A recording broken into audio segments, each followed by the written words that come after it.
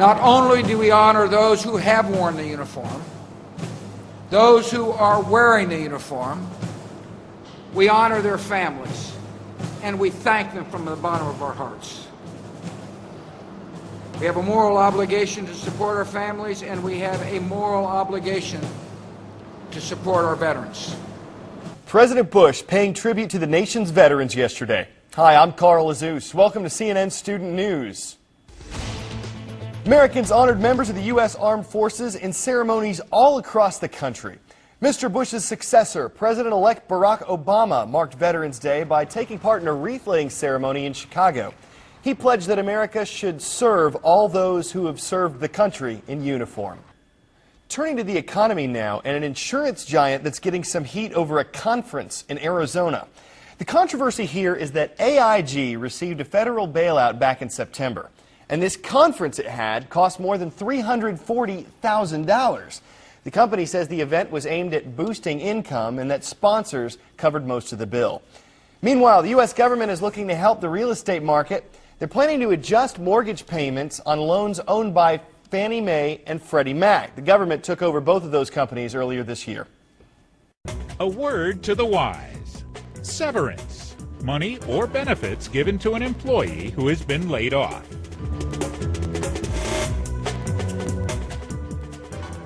Those layoffs are happening all over. Last month, the country's unemployment rate hit 6.5%. That's the highest it's been in more than 14 years, and it's left more people competing for jobs that just aren't there. Ed Lavandera examines the shrinking market. Over here, get him. If there's a silver lining to unemployment, this is it for Alan Kenefax, helping coach his son's football team. Get him, Connor. Fumble.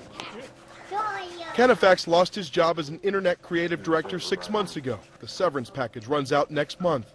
He and his wife are making a list of what will be cut from the family budget.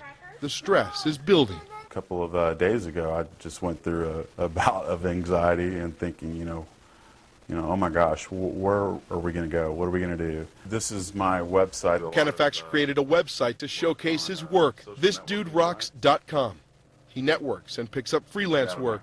He's only been invited to 2 interviews. He finds companies are laying off just as quickly as they might hire. It's tough. Once the door you see is open, all of a sudden you walk up to it and it's suddenly shut.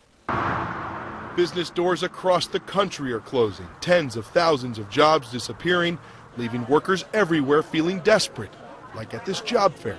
My usual response that I'm getting these days is that my resume looks good, but people don't have money to hire me.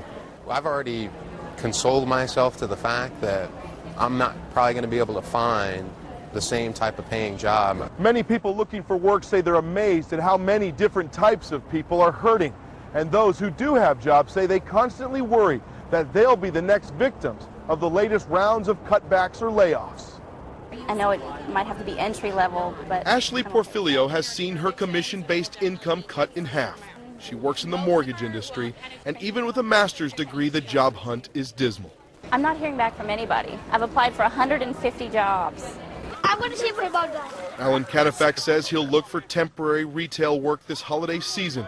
So until the next job comes around, Get up! Give me my flag! Kenefax will enjoy football season.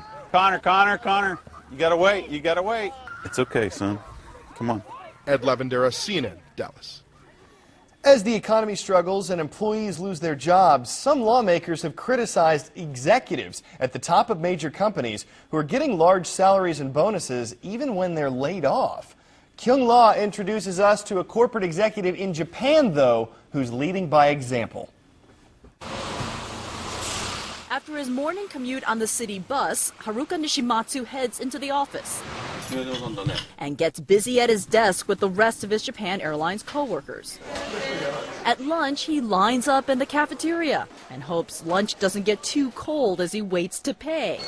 Not exactly the glamorous life you'd expect from the CEO of one of the world's top 10 international airlines. Is it so strange, asked Nishimatsu. I don't think so strange だと思うんですけど。 Perhaps that's why when JAL slashed jobs and asked older employees to retire early, Nishimatsu cut every single one of his corporate perks and then for 3 years running slashed his own pay. In 2007, he made about $90,000 US, less than what his pilots earn. The employees who took early retirement are the same generation and age as me. I thought I should share the pain with them, so I changed my salary. Nishimatsu shrugs it off, saying it's not a big deal. But that certainly stands in contrast to this: CEOs in the United States being grilled by Congress over perceived corporate excesses, ballooning salaries, and bonuses. Is that fair? When we mentioned to Nishimatsu that the top-paid U.S. CEOs make tens of millions, in some cases nearly $200 million a year, and yes, that's in dollars. In terms of US dollar.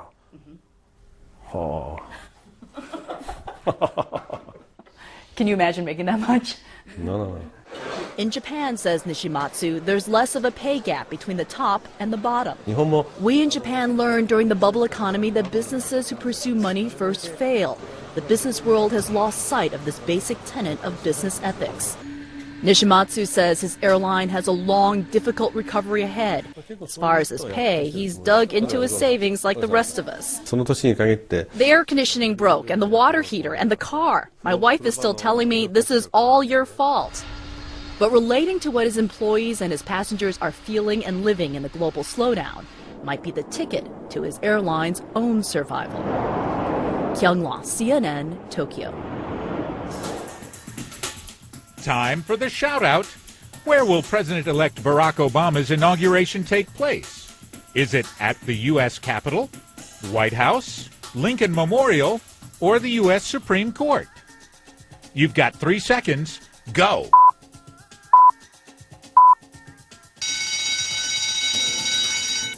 On January 20th, President-elect Obama will be sworn in on the steps of the U.S. Capitol.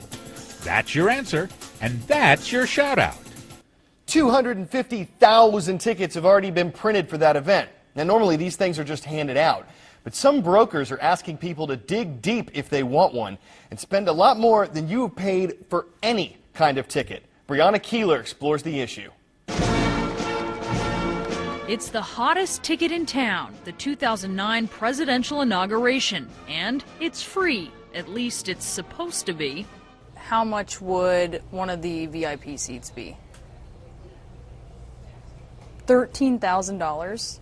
Huge demand has turned what's traditionally a giveaway into a thriving online marketplace. Our quick search of the internet found site after site, many of them legitimate ticket brokers, promising a view of Barack Obama being sworn in as the next president for a precious price. I'm looking at Reserve VIP, $20,377. Howard Gantman is the Senate staffer tasked with pulling off Washington's biggest event. Is it against the spirit of the event for these tickets to be sold? Well, we think it's absolutely insane to be selling those tickets. We understand some people want to try to make a buck, but for those people thinking of buying tickets, it's buyer beware.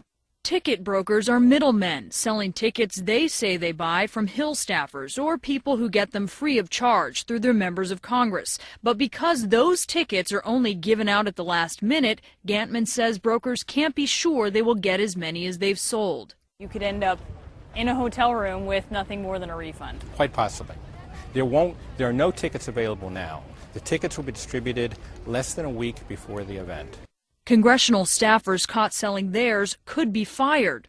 We are going to be alerting all members of Congress that it is against the code of ethics for staff or for members to sell these tickets to the public. But ultimately, Gantman says it's inevitable some will be sold, and some people will pay cutthroat prices to witness history. Brianna Keeler, CNN, Washington. Before we go, it is lights out for NASA's Mars lander. The craft touched down on the red planet's Arctic region back in May. Of course, it was summer then, when the sun is constantly in the sky in that part of the planet. So there was plenty of light to fuel the solar-powered lander as it dug around the surface. But with winter's arrival and a big dust storm, there went the sun and the spacecraft went silent. And I'm going silent too, but just till tomorrow. See you then for more CNN Student News.